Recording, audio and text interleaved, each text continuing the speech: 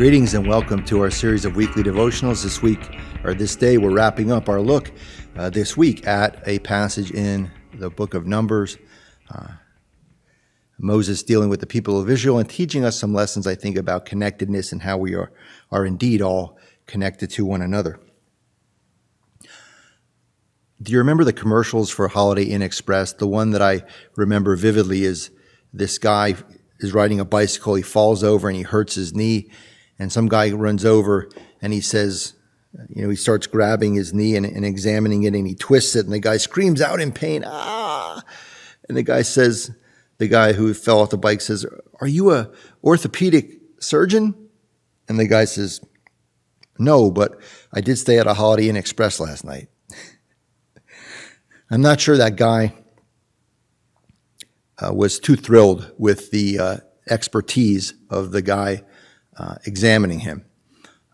I think in that particular instance, you'd want an actual doctor, someone with actual training and expertise to examine your knee. I think that people in church often feel the same way about ministers, pastors.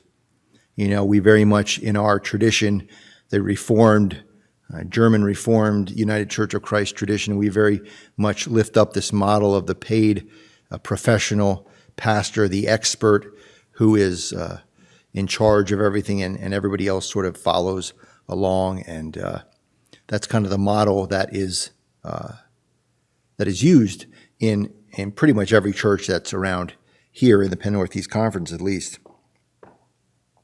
I remember going a couple of years ago to an outreach event down in Allentown. We went to an Assemblies of God church, and we met the pastor there, Pastor Jimmy. He was a very charismatic guy who had been dealing with substance abuse, and he had turned his life around. And he gave this testimony pretty much at every worship service he led. But he was a nice guy, and then he found out that I also was a pastor, and so he said, "Pastor Bob, would you offer a prayer at the worship service?" "Sure."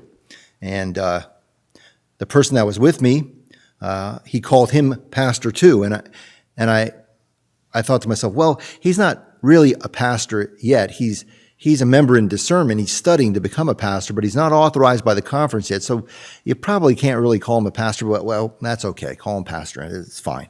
I'm not going to make a big deal about it. And as we got introduced to a few other people in his church, he called this one Pastor Dave. Meet Pastor Dave. Here's Pastor Becky. Here's Pastor Sue. Here's Pastor Bill. And I thought, well, they must have a lot of money because they have a really large staff, a lot of pastors.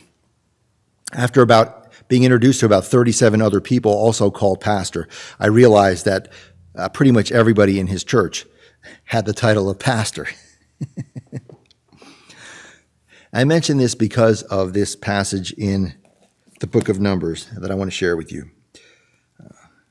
So the Lord said to Moses, "Gather for me 70 of the elders of Israel, whom you know to be the elders of the people, and officers over them. Bring them to the tent of meeting, and have them take their place with you." So Moses went out and told the people the words of the Lord, and he gathered 70 elders of the people and placed them all around the tent. And a young man ran and told Moses, "Eldad and Medad are prophesying in the camp." And Joshua, son of Nun, the assistant of Moses, one of the chosen men, said, "My lord Moses, stop them." But Moses said to him, "Are you jealous for my sake? Would that all the Lord's people were prophets, and that the Lord would put his spirit on them." And Moses and the elders of Israel returned to the camp. Moses is quite content to not have the task of ministry left only to him and to his chosen few. Let all the people prophesy, Moses says. I think that's still true today.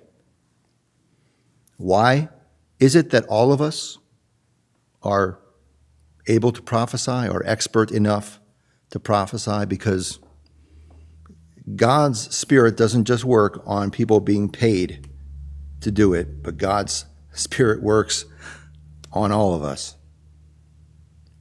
Amen.